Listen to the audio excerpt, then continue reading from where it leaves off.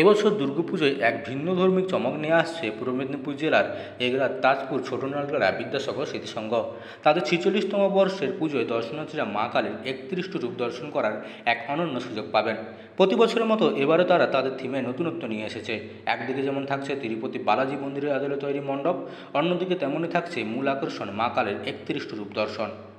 আমরা এই বছর 46তম বর্ষে পদার্পণ করেছি। 46তম বর্ষে আমরা মহামায়া দেবী দুর্গার সঙ্গে 31 রূপ মা কালীর দর্শন রাখার ব্যবস্থা রেখেছি।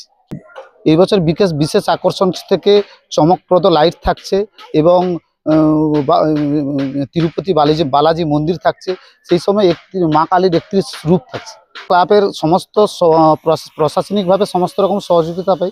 তাছাড়াও আমরা এলাকার যে ভলান্টিয়ার এবং স্বেচ্ছাসেবক পার্কিং জোন থাকে, পার্কিং জোনের জন্য আমরা গাড়ির কোনো পার্কিং ফি হিসাবে নিই না, কিন্তু সমস্ত দর্শনার্থীকে প্রচুর পরিমাণ হেল্প করার জন্য ক্লাবের কর্মকর্তা, এলাকার সমন্বয়দায়ী ব্যক্তিবর্গ সমস্ত পরিমাণ সহযোগিতা করেন। পূর্ব মেদিনীপুর জেলার এগরার তাজপুর ছোট নলগড়া বিদ্যাসাগর স্মৃতিসংঘ তাদের 46তম বর্ষে এক অসাধারণ উদ্যোগ নিয়ে এসেছে, যা এই বছরের দুর্গাপুজোকে এক ভিন্ন মাত্রা দেবে।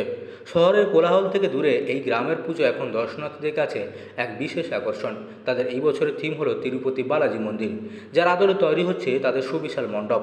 এই মণ্ডপটি ইতিমধ্যেই পুজোর প্রস্তুতিতে থাকা কারিগরদের দক্ষ হাতের ছোঁয়ায় রূপ পেতে শুরু করেছে। মন্দিরের স্থাপত্যশৈলী এবং কারুকার্যকে নিখুঁতভাবে ফুটে তোলা হচ্ছে, যা দর্শনার্থীদের মুগ্ধ করবে। তবে এবছরের পুজোর প্রধান আকর্ষণ হলো দেবীকালীর 31টি রূপের প্রদর্শন। শিল্পী বেণু মাধব জানা তার অসাধারণ শিল্প নৈপুণ্য দিয়ে রূপগুলি তৈরি করছেন। মা কালীর এই বিভিন্ন রূপগুলি সাধারণত একসঙ্গে দেখা যায় না, যা এই প্রদর্শনকে আরও বিরল এবং গুরুত্বপূর্ণ করে তুলেছে। এই 31টি রূপের মধ্যে যেমন রয়েছে দক্ষিণা কালী, শ্মশান কালী, রক্ষা কালী, তেমনই থাকছে অন্যান্য অপ্রচলিত রূপগুলিও। এই রূপগুলির মাধ্যমে মা কালীর বিভিন্ন শক্তি ও মহিমা তুলে ধরা হবে, যা শুধু সাধারণ দর্শনার্থীদের নয়, ধর্মপ্রাণ মানুষের কাছেও এক গভীর আধ্যাত্মিক অভিজ্ঞতা নিয়ে আসবে। পুজোর প্রস্তুতি চলছে জোর কদমে। মণ্ডপ, প্রতিমা তৈরির কাজ দ্রুত গতিতে এগিয়ে চলেছে। শিল্পী ও কারিগররা দিনরাত এক করে কাজ করছেন, যাতে চতুর্থীর দিন থেকে দর্শনার্থীদের জন্য মণ্ডপের দরজা খুলে দেওয়া যায়। পূর্ব মেদিনীপুরের এগরা থেকে মদন মাইতির রিপোর্ট, লোকাল 18 বাংলা।